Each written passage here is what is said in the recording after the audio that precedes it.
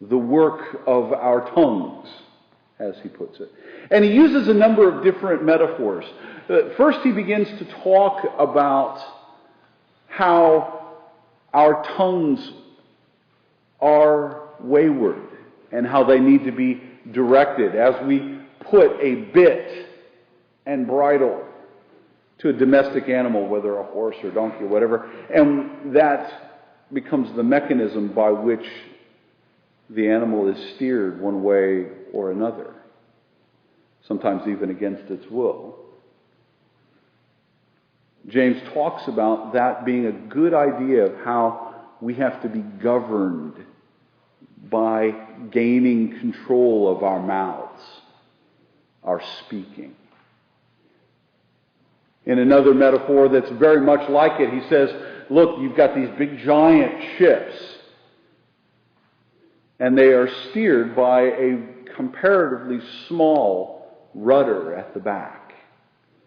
So that to bend this small rudder one way or another makes a great difference in the direction of the entire ship. And he says, the way you speak, the way you use your tongue, the way you give voice to your thoughts and your aspirations and your desires establishes decisively the direction of your life.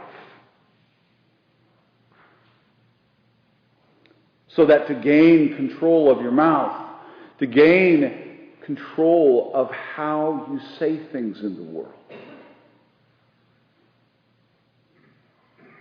is to dramatically affect whether or not your life will be directed toward paths of wisdom or toward paths of foolishness and folly.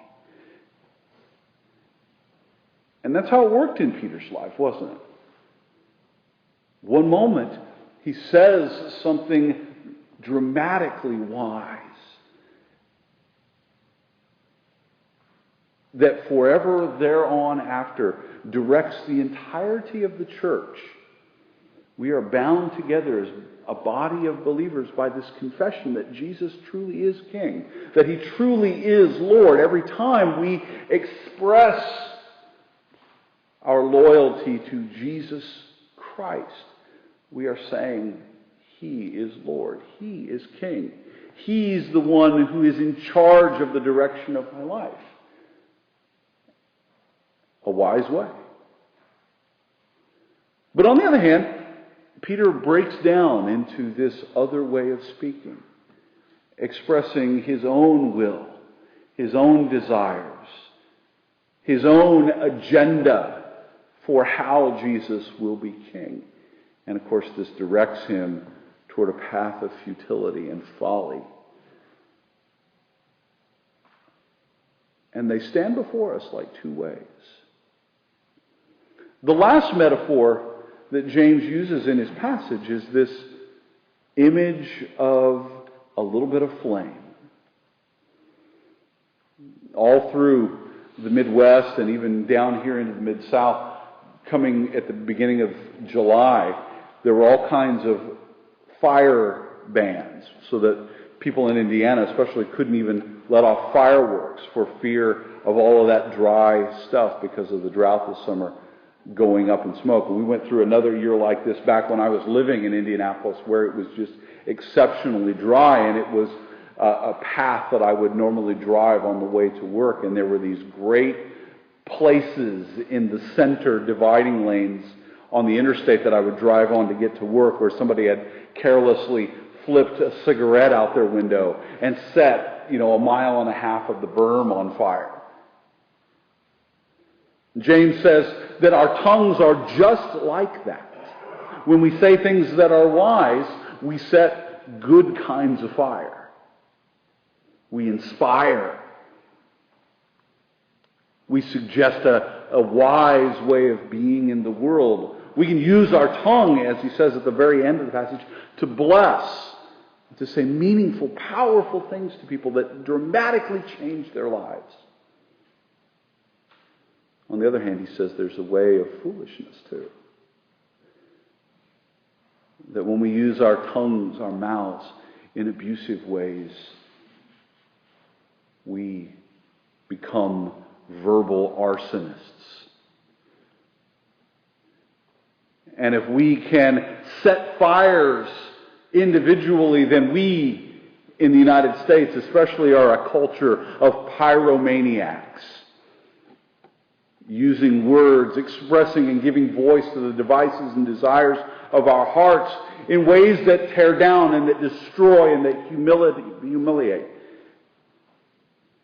And oftentimes we aren't even aware of it.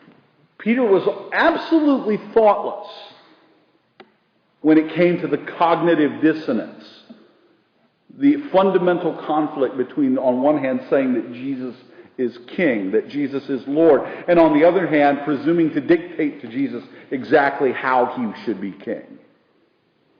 Peter seems to be completely unaware of that, unthinking about moving in those two orbits. And so are we. We are stubborn mules, stubborn horses that don't like to be governed. We are ships that don't like to be steered in the right direction, but prefer to be blown about by the wind. And oftentimes in moments where we aren't thinking, we set fires that burn up lives, that crush and that destroy. So I want to leave us with this. There are two ways that lay before us. A way of wisdom that acknowledges the kingship of Jesus. A way that leads to a fruitful, prosperous, life-giving kind of life. And then there's a way of foolishness. A way that is self-rule. Where we follow our own devices, our own agendas, our own desires, and we push people out of the way when they are obstacles to us. And we use our words to tear down and set fires that destroy.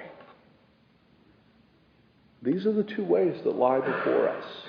And they lie before us, and at the center, Jesus is calling to us and saying, which way will you follow him? And at the very heart of it is how we speak.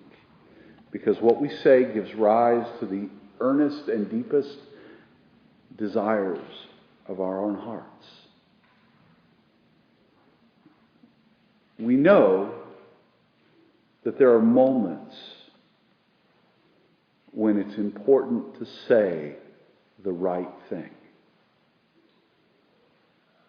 We all imagine lying on our deathbed before we die and saying our last words.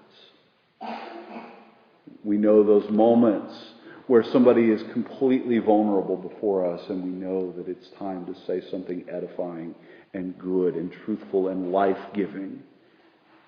And we're suddenly in the moment saying, this is a moment where it's important. But all those other moments are there too, where we are unthinking, unreflective.